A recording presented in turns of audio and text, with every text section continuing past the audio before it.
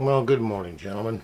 I just wanted to say, hey, I'll be doing a video on how to RGH an Xbox 360 console, and it's to give you guys an insight on what RGHers do, and the things that we go through to get these things to work.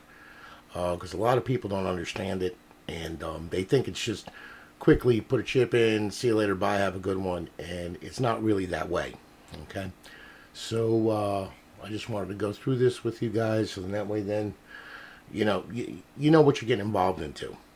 All right. A lot of people think that's expensive to do. It's not. Um, it takes a bit of know-how. There are a lot of tricks that you can do with these things. You really, as you do these, the experience comes, and with the experience, that's the best teacher right there. So anyway, I just want to start off with this. We're going to pick a console. And as you can see, I have many consoles now. Half of them have been set up, and other ones haven't. And we're going to start with this derelict here, with the cracked face plate and broken eject button and disgusting cover that has been completely wrecked. And what we're going to do is we're going to see what dashboard this is on first, okay? Because I have no clue. I don't even know if this thing's going to start up, okay? So, anyway, hang on a second and let's get the power supply out.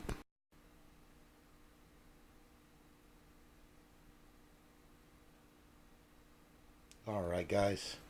Um, yep, we got a power supply here. I'm trying to do this with the video camera in one hand, and I'm one-handed here, so just bear with me, and we're going to try and get this thing rolling here. And I got so many freaking cables, it's crazy, as you can see, but you need all this stuff. You got to have it, All right, we're going to plug this in. Here we go. Okay. Well, power supply is still orange, so that's a good sign. It didn't turn red, so it's not dead shorted, I don't think. And here we go. Let's see. Okay. The disk drive light is blinking. Okay, it started. I'm shocked. Okay, I really am. That's a good thing. Okay, let's see what dashboard this thing is on here. Well, it's synced right up to the controller without even having a sync. I'm impressed. Okay. All right. Let's see here. It looks to be. Let's see what we got here. All right. It's got a profile on it, so that's giving me a hint that it's got a. It's a big block. Either it'd be 256 or 512. I want to go to the dashboard setting here, and I want to see what dashboard I'm working with, because that's going to indicate whether I'm going to use an RGH1 or RGH2. Anything over 14, I think 599 is going to be RGH2, and anything under is going to be RGH1. So we're going to go to System, Console Settings. Let's see here now. System Info. Okay. We're dealing with a dashboard. The dashboard's 2.0, 16202. So that's going to be an RGH2 candidate. So, well, at least we know it works and everything. I don't know what's up with the drive yet here. It's a broken button. I can get to this. Oh, yeah. Oh, yeah. This is real good. Look at this. You got to love this. This is, yeah. Mm-hmm. What? No. Out. No. Stay. Stay. Stay. Okay. Yeah. Let's see. Okay. The light stopped blinking. This drive is. Okay. I hear the belt spinning. Okay. This is going to be cute. Oh, yeah. I love beating on these damn things. Let's see here. There we go. Come on out. Okay. It's out. Now, let's see if we can... Okay. Yeah, it looks like the apparatus went up, and it looks like it's registering, I think.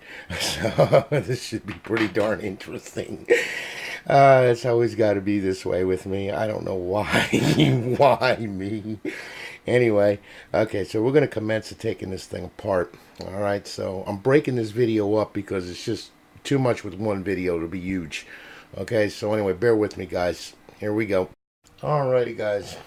Yep, I got her unplugged, and I hope that you can see this stuff here. The first thing that we're going to do is going to rip the faceplate off. Always start from the bottom. There's a little tab in there. You stick your finger in there, and you rip that right off of there, and that gets thrown away. Okay.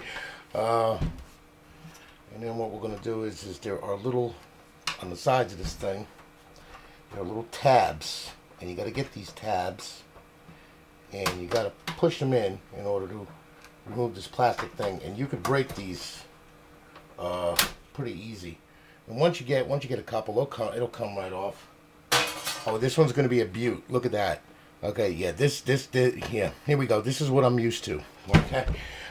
Why is it I always get consoles that look like this? Oh, never a clean one. Yeah, this is broken right here. Somebody tried to rip this off here. You know, this is kind of funny. So, and then this one here, you got to get, and pushing the tabs on this one too. So you'll hear it click, and under this foot right here, there is a hole. Okay, and you got to get that in there, and you'll feel it, and it'll push, and there you go. Oh, look. Little bits of plastic, isn't it nice? Yeah, this is garbage too. That just goes in the death pile right there. Now, it's still got a seal on it, so evidently this has never been taken apart. But when I get hold of them, they all come apart. Alright. Now, it's an HDMI, of course, which is a good thing. Now, the way to get these apart. Now, I hate to use this thing because it's got Executor on it, and I can't stand Executor. I hate their guts. In fact, I'm probably going to get friggin' herpes from this damn thing.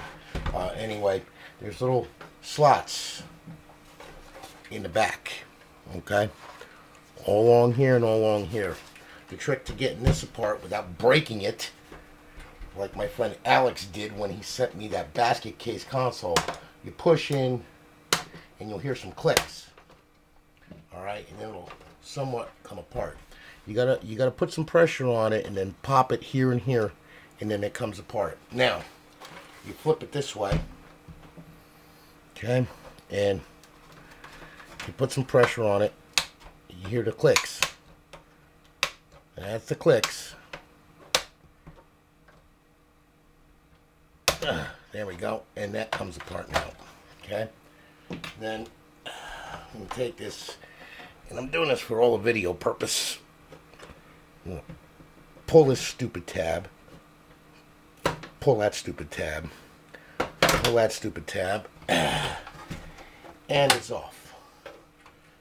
And this is going to be a real cutie, let me tell you. Oh my God, okay. I know what to expect. Okay. When I pull this thing apart.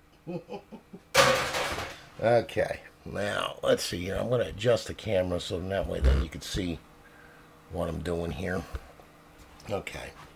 Now, I'm trying to do this and video it at the same time. So, you know, I mean, hey, I'm going to tell you, it's not the greatest video in the world, but it's not meant to be. It's just an insight to what we're doing. Okay? You know, take our little Torx, and the silver-colored ones are the long ones. Okay? These ones right here, these are the short ones. They hold the motherboard down. Pop them there. Okay? We're going to remove all the silver ones first. Okay. That's another one right there. And there we go. Alright. I'm happy none of them are stripped. Normally I'm having to take a Dremel tool and actually cut the heads off of them sometimes. Alright. Like that. Alright. Now, okay. Let's reveal what we've got. Yeah, if I can get the damn thing off. Oh. Yeah. Okay. Like I figured. This is a disaster. It's not as bad as Dust Bunny Project, but it's there. Okay. Gee. Okay. All right. And yeah, this thing. I am going to tell you this. What I didn't do. Okay, I will show you that you got to pop, because this was broken already. I didn't have to pop it, but you've got to pop this when you remove the bottom shell. You got to pop this off before you remove the top shell. You got to pop it off right here. It just pops right off, so that way then you don't break it. Because if you remove the top shell with this still on the drive, you'll snap the head off like apparently someone tried to do. I have no idea. Anyway, just so you know. I'm going to pull the drive out. I have no idea. I mean, I don't know if this is going to work. I mean, obviously it needs some work, so anyway, I guess we'll pile this over here. Oh, and just for people who are newbies, don't just take out a drive and pop another one in. It won't work. It's keyed to the motherboard. It's married to the motherboard, so if you do that, and you pop a new drive in and you wonder why you have now an expensive DVD player, that would be the reason, okay? And let's see here. We're going to pop these wires out here and pop the SATA out. Yeah, okay, like that. And then we're going to pop the air tube tunnel. Yeah, okay. Wonderful. All right. And then this got to come up off of here, which of course hasn't been up off of here since it was probably assembled in China by Foxconn. Alright. We'll pop that off of there. Pull that. And pull the fan. Yep. Ah, yes. And of course, it's Dust Bunny Land. Look at that. Isn't that nice? I love these. Why me? Alright. This right here. Pull it off. 1, 2, 3. Okay. So, let's see here. I'm lazy. I use a power tool. That's just me.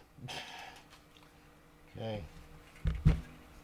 Yeah, we'll just take these out here. I'm so happy that it's not stripped. Let's drop that one in there. Let's short it out. Hee-wee. Okay. There we go. And then we just slide this little puppy right out. There's your ring of light. This is where you can put different colored LEDs in, which is pretty easy to do. I mean, they're small.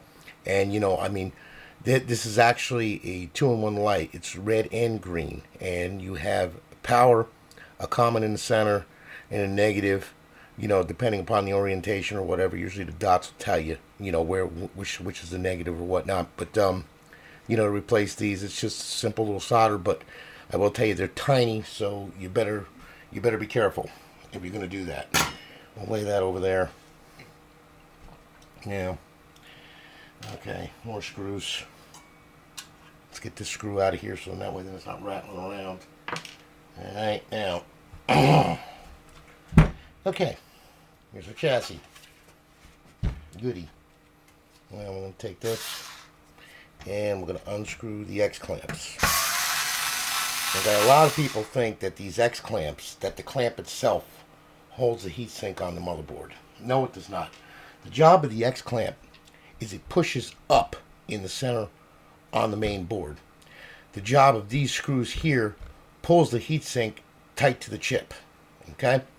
So when people do an X-clamp fix or whatever, which you shouldn't do because it's just a pressure clamp and it's going to fail because the center of it doesn't get supported. You just put bolts through it and washers and think that they're doing something. And, you know, yeah, it works for a little while. And then when the board heats up and warps, the pads on the underside of the GPU, CPU separate. And then goodbye, you're done. And when you warp the board, trying to reball it, very rarely can you do it.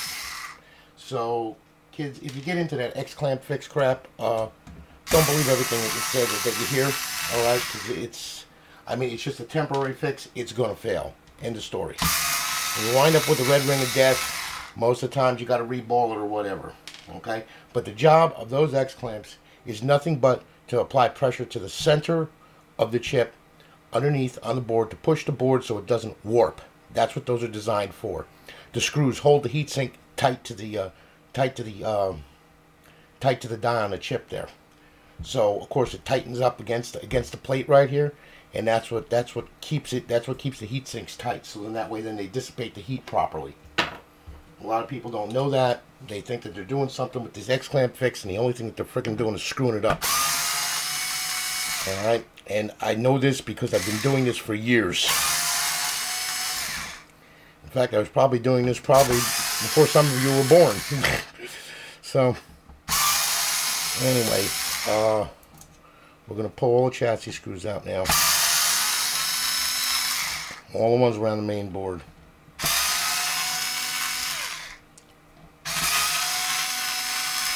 And once we get them all gone,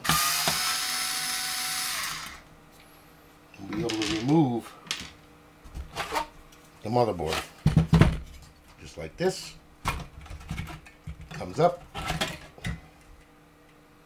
And we're disassembled so far. And that is a disgusting mess. Look at this. Okay? And like I said, there's a lot of people out there say, well, I don't know how to clean it. Well, you know what? Take a freaking tube of an air blaster or whatever, stick it through one of the holes here, and just blow it. Okay? Blow through the sides. Look at this. Okay? This kills the console. It overheats. You can't pull the air through it. If you can't pull the air through it, if you can't move it, if you can't pull it, you can't push it. Therefore, the only thing you're going to wind up doing is overheating the damn GPU and CPU and wind up with the red ring of death. Needless to say. Okay, that's a disgusting console. Look at this. Look at this. This is what I'm dealing with here, you know? I said, people, why did it fail? Why did it fail? Well, you're pretty much self-explanatory. Okay, remember, these things are designed. They have a shelf life. They want them to fail. And when they fail, they want you to buy a new one. But if you keep it clean and serviced, electronics really don't fail too often. Okay, I'm in the HVAC field. I've been doing HVAC for 30 years. And I've worked on air conditioning units that were 47, 48 years old and still running because people took care of them. It's that simple. So, we're going to remove these X-clamps here. Pop these damn things. I mean, these boards that were put together by Foxconn. I don't know if you knew this or not, but even at the factory workers, they were committing suicide because of the bad work conditions. Yep, and there's our dies. Here's our heat sinks. Okay. Now, I'm going to pause this thing because I don't want to waste too much time. And what I'm going to do is I'm going to do the next segment. I'm going to clean this board up. Okay, so I'm going to use just some, I'm just going to use some alcohol and a compressor and blow all the heat sinks out and clean up the dies. So just hang on here and we'll get back to this in a second here. Thank you, guys.